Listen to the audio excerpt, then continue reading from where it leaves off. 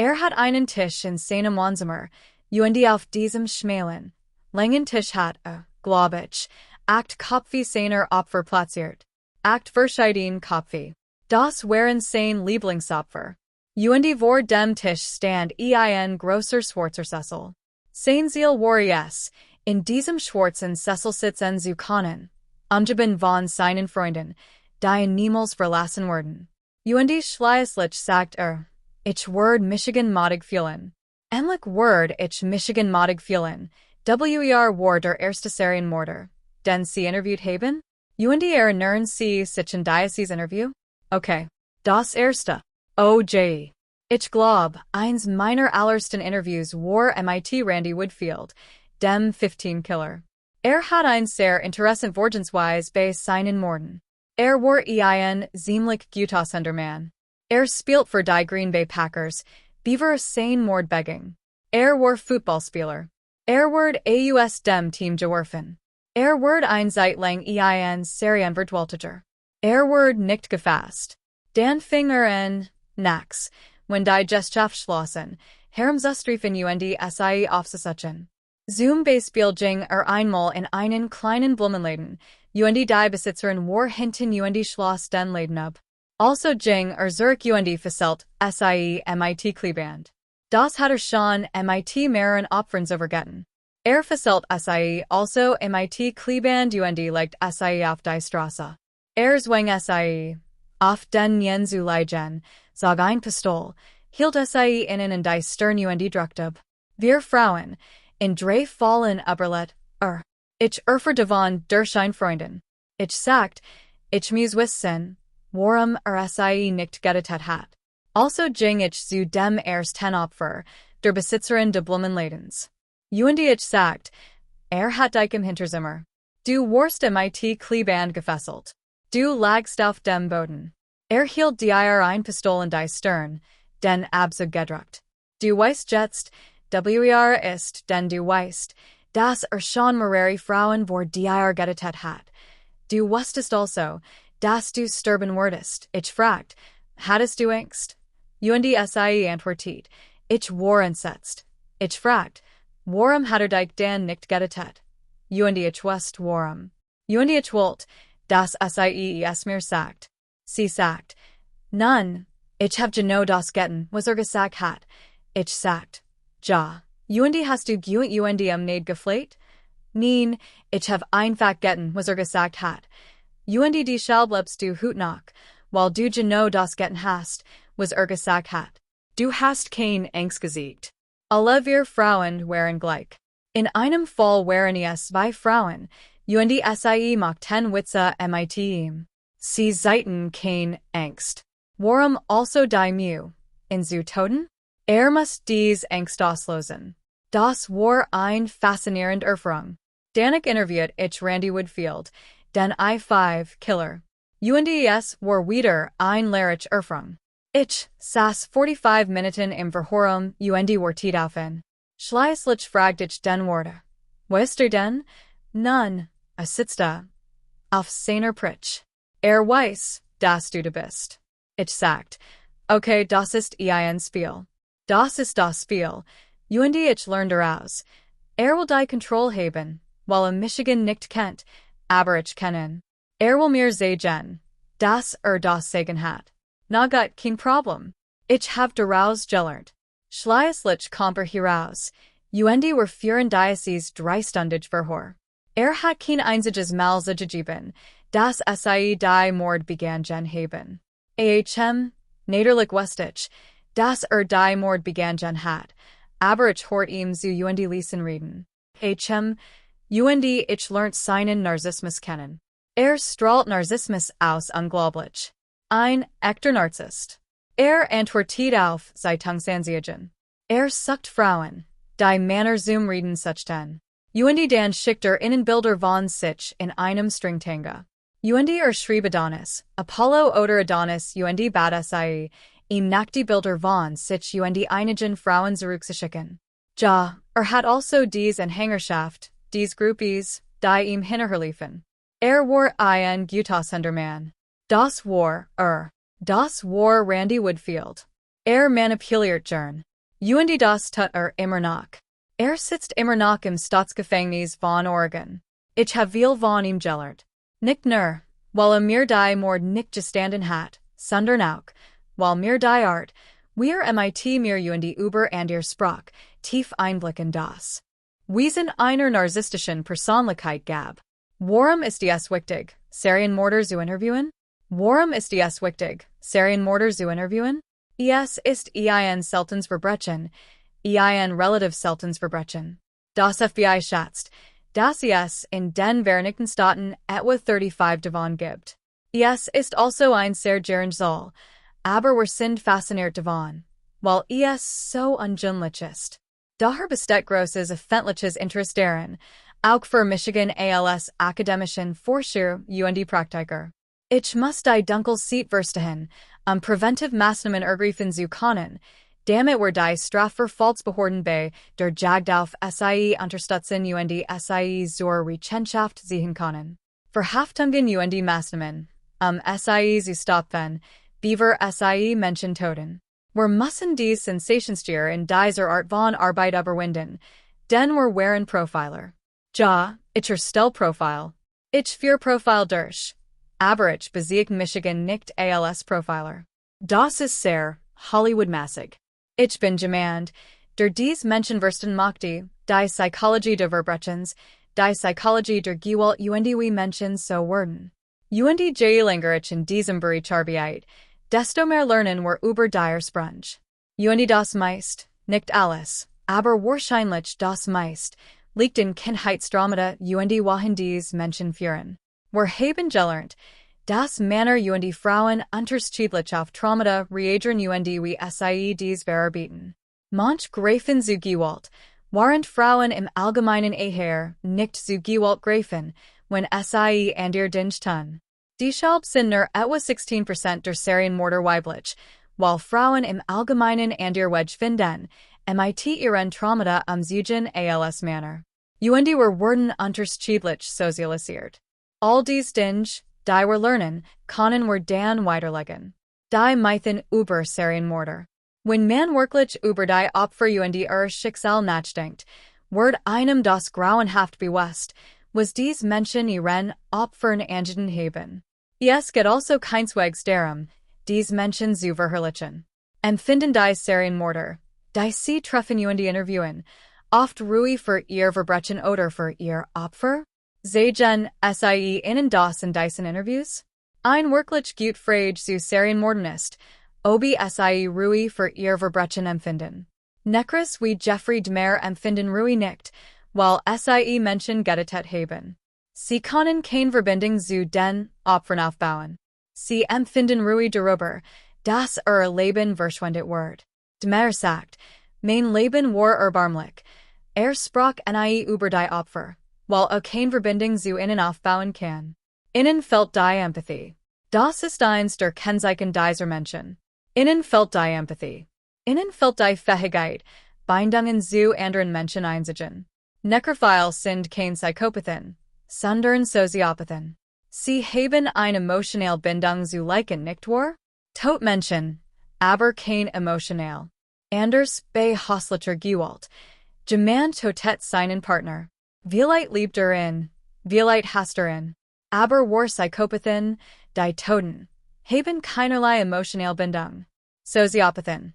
Manch Serienmörder haben ebenfalls eine emotionale Bindung zu ihren Opfern. Die Frage ist also, empfinden SIE etwas für die Opfer? Sie sprechen nie über SIE, wollen sich nicht in SIE erinnern. Ja, das liegt ihnen nicht im Blut. Sie haben kein Interesse und keine Fähigkeit, sich mit den Opfern zu verbinden. Sie erwähnten Jeffrey Dahmer. Sollen sie uns, wie sie in diesen Fall involviert wurden. Ich habe mit vielen Leuten gesprochen, vor allem mit solchen, die ich interessant fand. Ich sah Interessen aus, und ich bekam. Ich hatte so ein Gefühl für Menschen, und so ging ich eines Tages durch ein Macy's Kaufhaus und sah einen Mann. Wirkt sehr interessant, und ich hatte so ein Gefühl bei ihm. Ich sollte ihn ansprechen. Also blieb ich stehen. Ich schenkte diesem Gefühl Beachtung. Ich ging zu ihm hin. Ich fing an, mit ihm zu reden, und war sehr hoffentlich. Fragten ihn, wo kam. Sagt, sei aus Chicago. Ich sagt, ich bin nächst Woche eins Falls dort. Ich fragt, was führt Sie nach Kalifornien? Sagt, mein Mutter hat versucht, sich umzubringen. Also bin ich. Hier Hergeman, Michigan SIE zu kommen. Sofort wust ich, wer war. Ich weiß nicht, wo ich es wust. Ich wust es einfach. Ich sagt, oh mein Gott, Sie sind Jeffrey Dahmers Bruder, nicht wahr? Und saw Michigan und sagt, bin ich? Wo wissen Sie das? Ich sagt, ich wusste es nicht. Ich weiß es erst jetzt. Und sagt, ja, wir wurden in dieser Woche Freund. Ich fuhr mit ihm nach Chicago, verbracht seit mit ihm und interviewten. Macht sich groß Sorgen, dass wie sein Bruder werden kann. Besucht Jeffrey Woche im Gefängnis. Sagt, ich liebe meinen Bruder. Ich sagt, ich verstehe, dass Sie ihren Bruder lieben. Sagt, und ich mache mir Sorgen. Ich sagt, kein Sorg, Sie werden nicht so werden. Es ist ein ganz ander Denkweise als das, was Sie tun. Ich gehe jeden Sonntag in die Kirche. Ich bin ein guter Mensch. Ich sagt, Sie müssen sich kein Sorgen machen. Durch Diocese Interview hatte ich die Gelegenheit, sein Mutter zu interviewen. Und die Diocese Interview war absolut faszinierend. Als ich sie zu Hause betrat, sagte sie, Doktor, ich wollte Sie schon seit einiger Zeit kennenlernen. Ich mochte, dass Sie wissen, dass mein Sohn nie versucht hat, jemanden zu verletzen. Hat sie getötet, aber hat nie versucht, sie zu verletzen. Ich sagt, ich verstehe. Absolut. Ja. Genau das tat Denn interessiert sich nicht für das Leid der Opfer. Braucht ihren Tod, bei ihnen sein zu können, denn so war sein Bindung zu toten. Nachdem sein erstes Opfer getötet hat, totet vielleicht 7 Jahre lang niemanden mehr. Ich sagt, ich weiß, dass Sohn Jeffrey in diesen 7 Jahren etwas Schlimmes getan haben muss. Bei seinem Prozess kam es nie ans Licht. Sprach nie darüber. Ward nie gefragt. Und sie sagt, ja, hat Schlimmes getan. Und sollt mir im Vertrauen, was tat. Und ich habe es nie gemandem aber ich werde es ihnen jetzt im Vertrauen sagen. Nun, sie ist tot. Sie ist tot. Und Jeffrey auch. Und sein Vater auch. Sie sind alle tot. Also, ich kann ihnen sagen, was sagt. Holt sich Zeitungen und sagt nach jungen Männern, die bei Atomfallen oder Krankheiten ums Leben gekommen wären.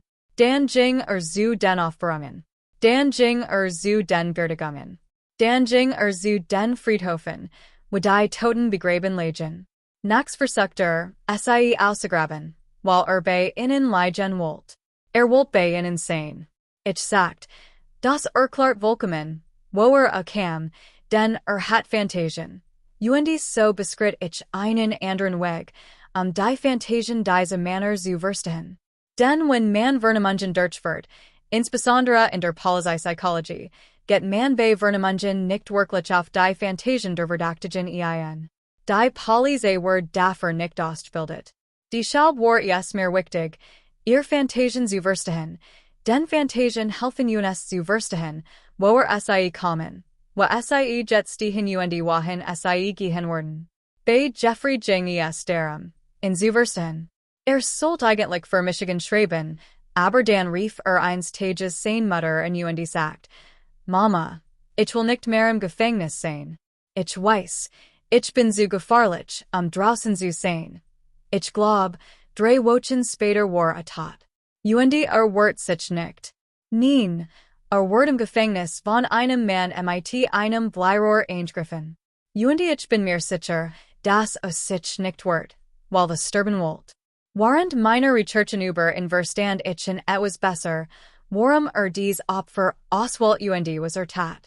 Die Öffentlichkeit sieht, dass 17 Menschen kannibalisiert und das ist es, worüber sie nachdenkt.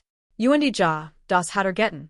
Aber es gab einen Prozess, der zu Dyson Mordenfurt. Ich glaub, während die Männer, die aus Schwullenbars angelocht hat, bei ihm geblieben und nicht weggelaufen, wären sie noch im Leben. Aber nach 2 oder 3 Tagen, wenn zurück zur Arbeit und zu seiner Familie musste, sagte, nein, geht nicht weg. Mod sie betrunken. Worked sie. Und dann kam der Punkt, an dem Dyson Punkt überschritten hat, an dem ihm egal war, ob sie blieben oder nicht. Word sie toten. Hat einen kleinen Tisch in seinem Wohnzimmer, vielleicht 8 Meter lang. Auf diesem schmalen, langen Tisch hatte, glaub ich, 8 Köpfe seiner Opfer platziert. 8 verschiedene Köpfe. Das waren sein Lieblingsopfer. An einem Ende lag ein vollständiger Haltin Skelett, nach dem Gerinheit hat. Das andere Skelett, das dort platzieren wollte, lag noch in der Badwan und Word Gerinheit. Vor dem Tisch hat einen großen schwarzen Sessel aufgestellt. Sein Ziel war es, in diesem schwarzen Sessel zu sitzen, umgeben von seinen Freunden, die ihn niemals verlassen konnten. Denn erinnerst du dich, als eines Tages von der Schule nach Hause kam? Sein Mutter war weg. War verlassen worden und lebt bei seinem Vater. Hat kein enges Verhaltnis zu seinem Vater. Jetzt war von seinen Freunden umgeben. Sagt, sie können Michigan niemals verlassen. Und jetzt waren sie physisch ein Teil von ihm. Ich habe sie in Michigan aufgenommen, sagt Und schließlich sagt ich word Michigan modig fühlen. Endlich word ich Michigan modig fühlen. Sich modig zu fühlen, muss der Menschen kontrollieren. Und das ist ein sehr im Leben, dieses Kontrollbedürfnis. Aber das ist doch typisch für Psychopathie, oder? Dharma war aber kein echter Psychopath. War ein Soziopath. Und war ein Soziopath mit Masses. So ungefähr 20 im unteren Bereich. Auf der Skala lag bei 23. Warum? Weil Bindungen zu anderen Menschen hat. Liebt seine Mutter immer noch. Glauben Sie, dass Menschen wie Jeffrey Dahmer so gebern wurden? Wurden sie mit diesem Drang, schrecklich Verbrechen zu begehen, gebern oder entwickelt, sich durch die Erziehung? Nun, Natur und Erziehung spielen eine Rolle. Wir sollten hier mit einigen Mythen über Natur und Erziehung aufräumen. Niemand wird als Verbrecher gebern. Wir dürfen Biologie und Genetik nicht außer Acht lassen. Man kann bestimmt Dinge von seinen Vorfahren erben, wie Temperament oder psychische Erkrankungen. Diese Dinge wurden vererbt. Nicht jeder in der Familie erbt sie. Manch schon, manch nicht. Es konnte ein Alkoholsyndrom vorliegen. Es konnte ein hormonelles Ungleichgewicht geben. Es konnte häuslich Gewalt gegeben haben, beider das Baby im Mutterleib traumatisiert wird. Diese Dinge können ein Person predisponieren, aber sie führen nicht zwangsläufig dazu, dass jemand totet. Ich denke, 30% hängen mit Biologie und Genetik zusammen. Die restlichen 70% hängen mit Erziehung oder deren Mängel zusammen. Die Natur legt also die Voraussetzungen fest. Und wenn nicht die richtige Erziehung gegeben wird, dann drückt die Natur, Entschuldigung, die Erziehung ab. Zum Beispiel kamen nach einem meiner Vorträge ein paar Grosseltern zu mir und sagten, wir haben einen Enkel. Legt für. Quält Tier. Wir machen uns groß Sorgen und ich sagt. Wie alt ist denn? 15 Jahre. Ich sagt, wisst denn, ist in der Jugendstrafanstalt. Ich sagt, ist Wegen Brandstiftung dort? Nein, ist dort, weil es seine Schwester zweimal vergewaltigt hat. Moment mal. Einen Moment bitte. Okay. Sie machen sich Sorgen wegen Brandstiftung? Nun, Doktor, wir wissen, dass Sie es eilig haben. Wir haben ein Frage. Und ich zitiere Ihnen die Frage der anderen. Halten Sie unseren Enkel für gefährlich? Ich sagt, ist nicht nur gefährlich. Es ist wahrscheinlich auch schon zu spät, ihm zu helfen. Und die Wahrheit ist, Sie sind Teil des Problems. Sie verstehen es nicht. Sie sind Teil des Problems. Sie stellen mir diese Frage. Ist gefährlich. Natürlich ist gefährlich. Und was sin sein Eltern? Sie sin nicht hier. Wenn ich die Möglichkeit hat, in Diocese Haus zu gehen. Ich hat kein Gelegenheit dazu. Aber wenn ich die Möglichkeit gehabt hat, Diocese Haus zu betreten und dort zu recherchieren, hat ich viel merkwürdig Dinge in dieser Family entdeckt. Oft ist es so, dass die Leute es nicht sehen. Sie ignorieren es, weil sie es nicht sehen wollen. Sie sehen es nicht kommen.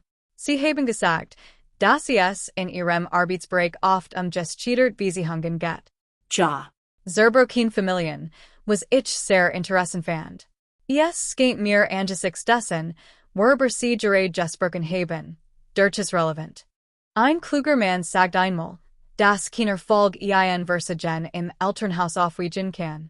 Man kann immer Karriere machen, aber man kann nicht immer Kinder erziehen.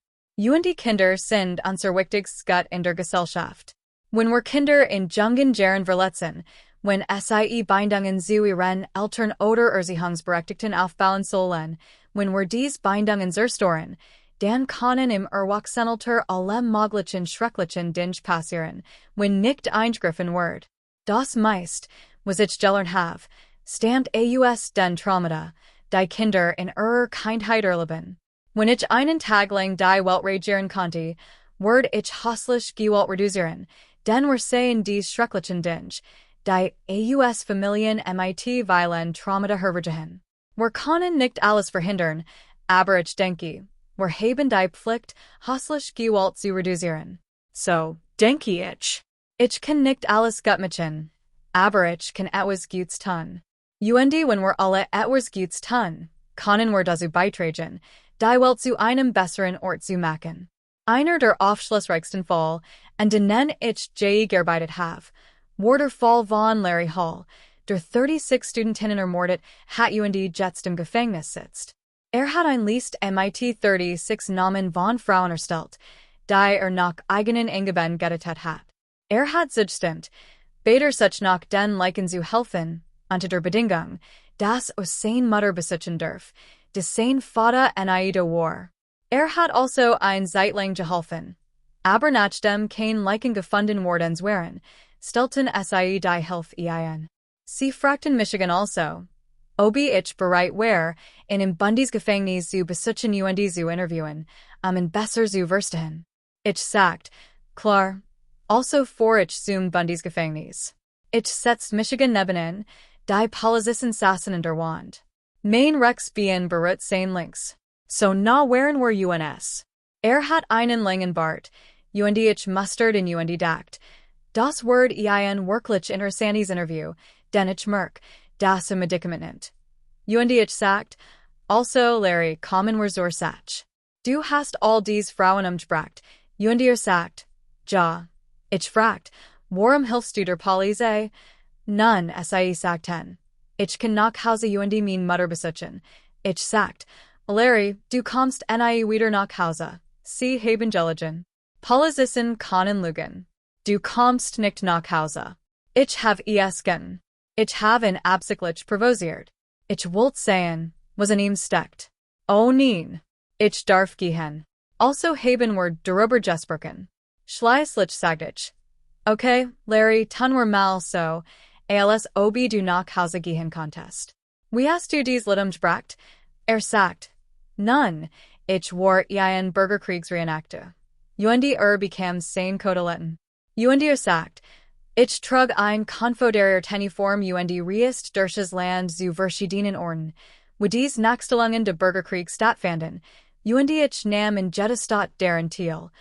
Dies Frauen waren de und verschwanden spurlos. Wir wissen also irgendwie, ja, war yes. Ging zum Campus, sah ein Frau allein verbekommen, packte sie, hielt ein Messer in die Kelle, zerrt sie in den Van, verselt sie und vor mit in den Wald. Schließlich betaubt sie mit other, damit nicht so sehr mit kämpfen musst. Dann vor mit in den Wald.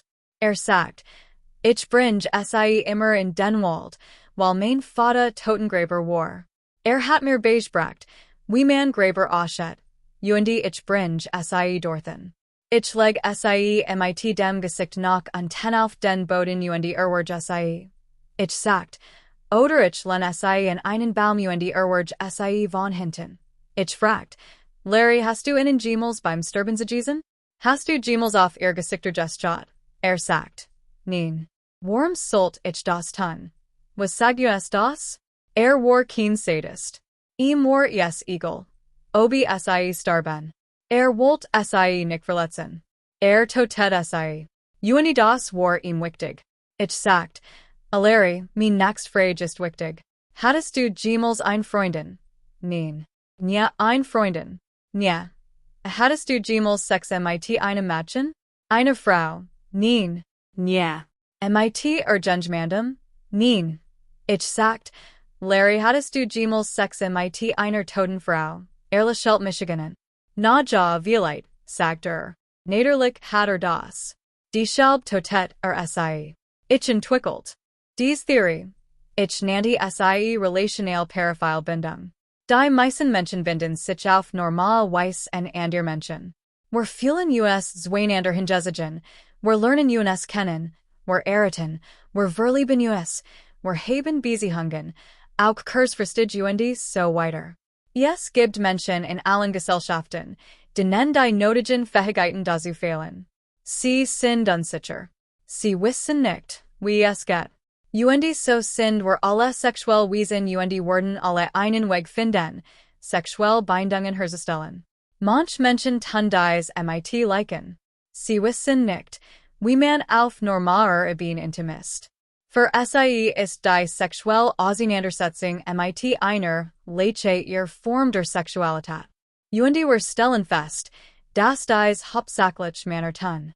Ich würde sagen, 99% der Nekrophilie geht auf Männer zurück. Wir hatten zwar auch ein paar Fall mit Frauen, aber das ist selten. Wir arbeiten mit dem FBI im Fall der Unabomber zusammen. Wie kam es dazu? Der Unabomber baut Bomben. Manchmal liefert sie in den Vereinigten Staaten aus, manchmal verschickt sie per Post.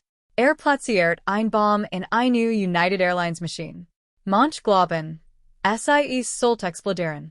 Manch wissen es nicht. Sie sollt einfach nur Angst verbreiten.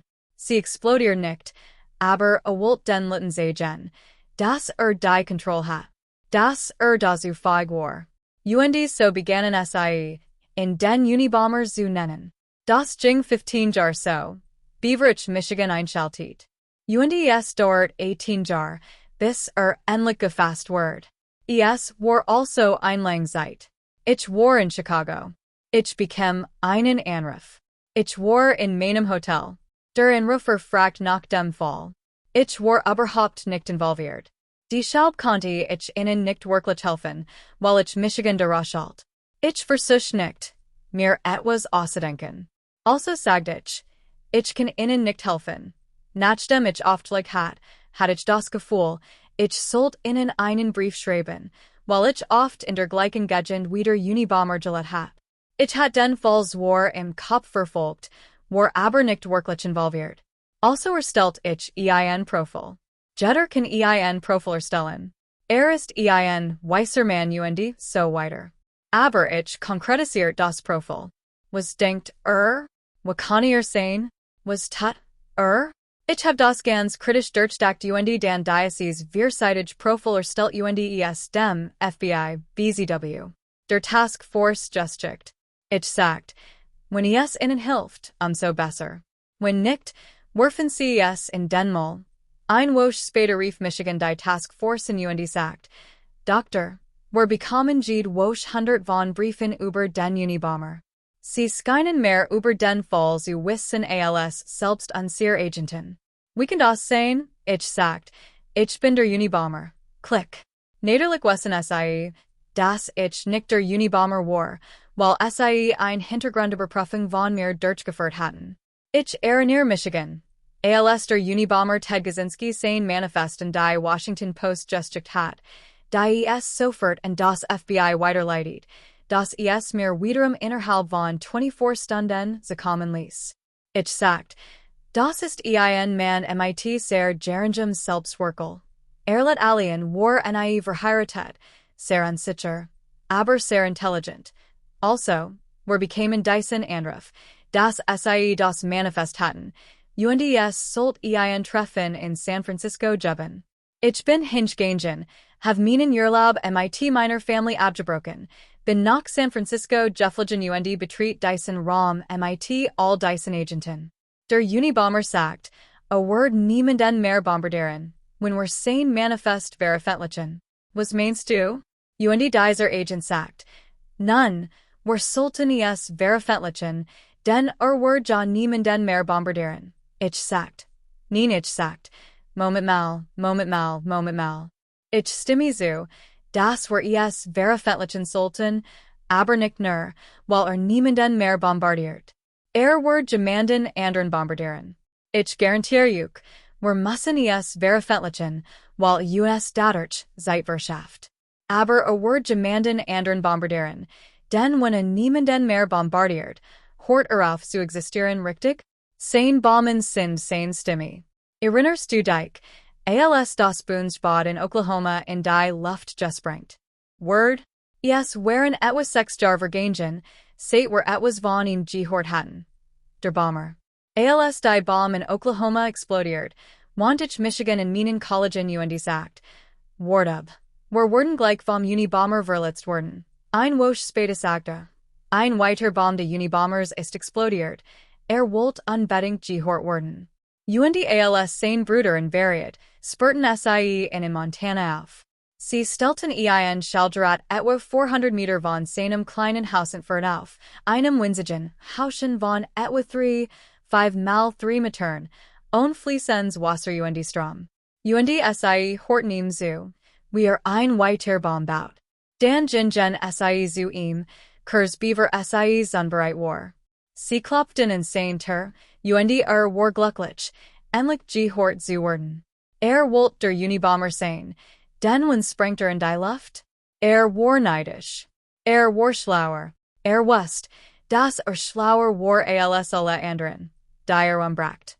Ich glaub nicht, dass sein sprunglich Absicht war, Menschen zu töten, sondern dass Aufmerksamkeit erregen und Menschen schaden wollte, ihr Karrieren zerstören, ihr Finger abtrennen, ihr Augen. Es war sein Art zu sagen. Aktet auf Michigan, hören Sie mir zu, wir haben über Jeffrey Dahmer gesprochen. Wir haben über den Unabomber gesprochen. Warum hat Amerika im Vergleich zum Rest der Welt so viel Serienmörder, oder zumindest es so viel zu haben? Wir müssen die Kultur berücksichtigen, wenn wir darüber nachdenken, warum die USA scheinbar so viel Serienmörder haben. Im Vergleich zu anderen Ländern, und ich habe einige international Vergleichen gestellt, gibt es in jedem Land, das ich mir gesehen habe, Serienmörder. Ich habe mir vielleicht 35 westliche Länder gesehen. Wir sehen sie, aber in anderen Ländern wird oft nicht so viel darüber berichtet. Tötungsdelikt werden bei weitem nicht so häufig gemeldet. Wir sind in unserer Berichterstattung viel genauer. Wir haben Hollywood, und Hollywood verherrlicht Gewalt. Viele Gesellschaften tun das nicht, und das ist nicht Teil dessen, was sie tun. Und das hilft uns, es zu verstehen. Und natürlich haben wir häusliche Gewalt, und wir haben viel davon. Und das ist öffentlich. Wir haben all diese Filme und Dokumentationen und Geschichten, und es lenkt die Aufmerksamkeit der Menschen darauf, und dann sagt jemand, oh, das kann ich kann es besser, ich kann mehr Menschen töten. Deshalb gibt es so viel Massenmord und versucht Massenmord in den Vereinigten Staaten. Und ich nehme an, wie bewahren Sie sich in Ihrer Arbeit und Ihrem Studium der dunkelsten Seiten der Menschheit die Hoffnung für die Welt und die Menschen im Allgemeinen? Ja. Ich bin so ein Art innerer Optimist. Ich glaub, selbst wenn man mir einen großen Haufen Mist gibt, find ich irgendwo ein Pony. Aber ich glaub, es gibt viel Schlecks auf unserer Welt, in allen Gesellschaften, aber es gibt auch viel Gutes. Ich würde sagen, die meisten Menschen sind Gutmenschen. Gutmenschen machen manchmal Fehler. Sie treffen schlechte Entscheidungen, aber im Großen und Ganzen sind wir trotzdem anständige Menschen. Dann gibt es die bösen Menschen. Und ich denke, es ist wichtig, Das war kennen, was bosest und was einfach nur gutest. Dummfeller. Ich glaub, wenn wir uns mehr auf die Opfer konzentrieren würden wir wahrscheinlich weniger Filme drehen. Wir würden wahrscheinlich den Horror sehen, den sie und ihr Familien durchgemacht haben. Den Horror, den dies Familien erlitten haben. Ja. Schrecklichen. Einer der Gefangenen, den ich in Wormwood Scrub sehr schnell begegnet, war ein Serienmörder namens Dennis Nielsen. Ich have also viel über Serienmord von einem Serienmörder gelernt. Und das Wichtigste, was ich gelernt habe, war, dass man einem Serienmörder niemals etwas glauben kann.